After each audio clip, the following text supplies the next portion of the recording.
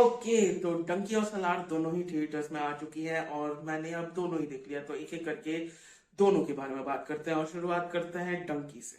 तो सबसे बड़ा सवाल जो था वो क्लियर कर देते हैं कि क्या डंकी राजकुमार हिरानी की अभी तक की जितनी भी फिल्म्स थी उनमें से सबसे ज्यादा बेस्ट है, टॉप नॉच है? नहीं। क्या ये इस साल में आने वाली या पूरे शाहरुख खान के करियर की बेस्ट मूवी है? तो नहीं। तो क्या ये बहुत ही बेकार मूवी है? नहीं। ये एक एवरेज मूवी है जहां पर कभी तुम हंसोगे, कभी तुम रोगे, ओवरऑल शायद इंजॉय करोगे, लेकिन काफी एवरेज सी मूवी है। काफी ठीक ठाक सी, जहां पर कई सारे क्रिंजी डायलॉग्स हैं, कई सारे क्रिंजी सीन्स हैं और कुछ प्लॉट होल्स हैं, कुछ क्वेश्चनेबल जस्टिफिकेशन दिए गए हैं जो कि प्रॉब्लमेटिक हो सकते हैं। प्रॉब्लमेटिक कई हद तक है भी, लेकिन शायद तुम ये फैमिली के साथ इंजॉय कर सकते हो बिना अपना दिमाग लगाए या फिर कोई भी लॉजिक लगाए। तो फिर बिल्कुल तुम ये थिएटर में जाकर देखो अपनी फैमिली के साथ, एक प्रॉपर फैमिली फिल्म इंजॉय करो। अब बात करो स्टोरी और स्क्रीन प्ले की, तो स्टोरी जो है वो वही है जो दिखाई गई है हमें ट्रेलर में, कि कुछ लोग हैं जो दूसरे देश में बहुत ही ज्यादा डेस्परेटली जाना चाहते हैं, वहां बसना चाहते हैं और अपनी लाइफ को और बेहतर करना चाहते हैं, लेकिन क्योंकि उनको इंग्लिश की प्रॉब्लम है इसलिए उन्हें सिटीजनशिप वीजा या वर्क वीजा नहीं मिल रहा है, जिसकी वजह से उनमें से एक अपने आप को अनलाइव कर लेता है। उसके बाद बदले में, गुस्से में, बाकी के जो लोग हैं वो जाते हैं डंकी रूट से या फिर डोंकी रूट से, यानी कि इलीगल तरीके से लंदन, जहां उन्हें डिटेन कर लिया जाता है, कई को वापस भेज दिया जाता है, लेकिन कुछ वहां रुक जाते हैं। ओवरऑल इलीगल इमिग्रेशन के ऊपर ये कहानी है और आखिर में मैसेज दिया गया है कि क्या अपना घर छोड़कर जाना वर्थित है? क्या दूसरे देश में जाकर ठोकर खाना वर्थित है? नहीं। आखिरी में तुम्हें अपना ही देश आना पड़ेगा, वहीं वो कंफर्ट तुम्हें मिल सकता है। स्क्रीन प्ले काफी नॉन लीनियर है। पहले शुरुआत होती है प्रेजेंट डे से, फिर पास में जाते हैं और आगे पीछे ऐसा होता रहता है, तो तुम्हारा इंटरेस्ट बना रहता है कहानी पे कि क्या हुआ, किन के साथ कैसे हुआ। वो सब परफॉर्मेंस की बात करूं तो मुझे सबसे बढ़िया या टॉप क्लास की परफॉर्मेंस इस मूवी में लगी वो है विक्की कौशल। लिटरली तुम उनकी जो दर्द है, मजबूरी है, उनके जो प्रॉब्लम्स है, उनके साथ रिलेट कर सकते हो एक हद तक, क्योंकि कंप्लीटली तो नहीं कर पाओगे, लेकिन एक कल्चरल डिफरेंस आ जाता है क्योंकि वो प्रॉपर पंजाब के गांव से, उनके जो कुछ भी है वो सारी चीजें, और उनकी परफॉर्मेंस पूरी मूवी में सबसे बढ़िया है। सबसे बढ़िया, शाहरुख खान से ज्यादा बढ़िया लगी मुझे, क्योंकि शाहरुख खान का जो एक्सेंट था, पंजाबी एक्सेंट, बहुत क्रिंज था, बहुत ही ज्यादा। लाइक लाल सिंह चड्ढा में जो हालत आमिर खान की हुई थी, वही हालत यहाँ पर शाहरुख खान की हुई है। It is what it is. अब मैं थोड़ा सा उन चीजों के बारे में बात करूंगा जो मुझे प्रॉब्लमैटिक लगी, जैसे कि जिस तरीके से उन्होंने इलीगल इमिग्रेशन को जस्टिफाई करने की कोशिश की है, काइंड ऑफ जो बॉर्डर लेस दुनिया की बात की, वो जिस तरीके से जस्टिफाई किया जाने लगा, जो कि हिस्टोरिकली जो फैक्ट्स उठाए वो सही है, लेकिन आज के दुनिया के हिसाब से वो बहुत ही ज्यादा बेसलेस है। उसके बाद ट्रेलर में एक डायलॉग याद होगा तुम लोग को, जहां पर शाहरुख खान का कैरेक्टर बोलता है कि जब अंग्रेज आए थे तो हमने तो नहीं पूछा कि क्या इनको हिंदी आती है, नहीं आती है, शांति से रहने दो। वो वैसे डायलॉग्स तुम्हें और ज्यादा सुनने को मिलेंगे सेकेंड हाफ में, जो कि वो भी सेकेंड हाफ में था, लेकिन फिर भी वो जो, भाई तुम कोर्ट में खड़े हो, लंदन का जज है वहां पर, तुम वो सारे डायलॉग्स कितने क्रिंज लगते हैं, कितने गलत हैं। तुम लिटरली इलीगल इमिग्रेशन को जस्टिफाई करने की कोशिश कर रहे हो, जो कि कैसे, क्यों?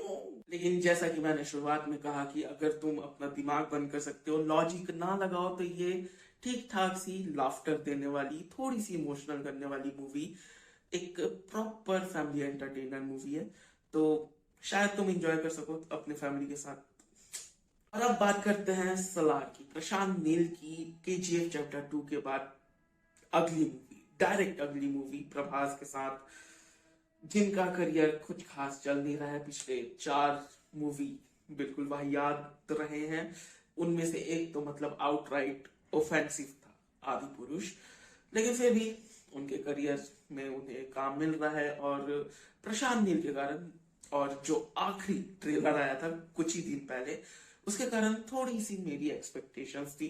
पहला ट्रेलर आया था तो मुझे कुछ खास फर्क भी नहीं पड़ा था, लेकिन सेकंड जो ट्रेलर था वो इंटरेस्टिंग था, मैं क्यूरियस हो गया था। और तुम्हारी क्यूरियोसिटी मर जाती है पहले 1 घंटे में ही, क्योंकि 1 घंटे तक बस बिल्डअप दिया गया है कि देवा आ गया ना, अगर देवा ने हाथ उठा दिया ना, अगर उसने ये कर दिया वो कर दिया, buildup buildup buildup buildup buildup, जिसका पे ऑफ हमें क्लाइमेक्स तक नहीं मिलता।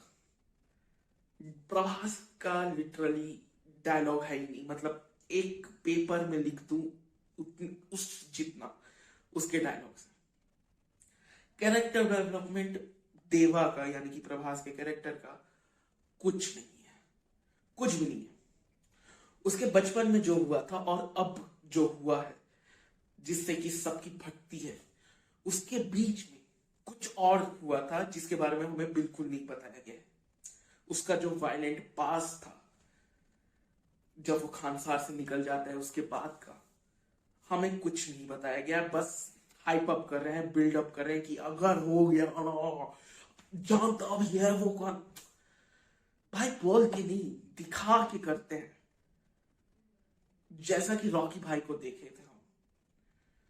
देखो ऑब्वियसली कोई कंपैरिजन करना सही नहीं है, लेकिन इतना बड़ा बड़ा जो लिखा हुआ है, the from the makers of KGF, the director of KGF, फिर तो बनता ही है। तुम ही बोल रहे हो। स्टोरी की बात करूं तो वर्ल्ड बिल्डिंग कमाल की है। मतलब जो ट्राइब्स हैं, ट्राइब्स के जो ट्रेडिशन है, उन ट्राइब्स के जो सबसे बड़े वाले मुखिया थे शुरुआत के, आजादी के बाद उनका जो क्या हाल हुआ था, खानसार को कैसे बनाया गया, उसका वर्किंग कंडीशन क्या है, वहां पर सारे ट्राइब्स कैसे रहते हैं, सारे ट्राइब्स की अपनी एक आइडेंटिटी, सारी चीजें कमाल तरीके से बनाई गई है। जो ट्राइब्स हैं उसमें जो मुखिया होंगे, उनके जो गढ़े हैं, उनकी तक डिटेलिंग की गई है। मजा आ जाता है कि बंदे ने इतना दिमाग लगाया। लेकिन वहीं पर जो हमारे मेन कैरेक्टर्स आते हैं, उनकी जो कैरेक्टर डेवलपमेंट की बात आती है, उनके मोटिवेशन की बात आती है, हक दिया, लिटरली हक दिया है। चाहे हमारा मेन विलन हो, मेन विलन तो क्या ही, मतलब जो हमारे जो दो बेस्ट फ्रेंड हैं, बेस्टिश हैं,